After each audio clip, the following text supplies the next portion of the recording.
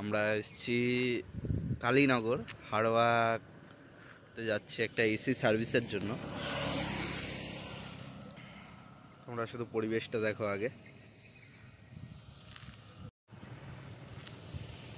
এটা হচ্ছে পরিবেশ, এটা আমার বাইক।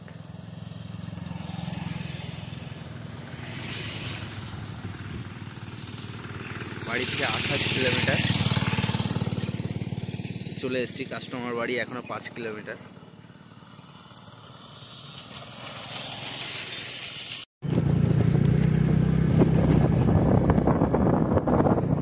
দেখে নাও কত দূর।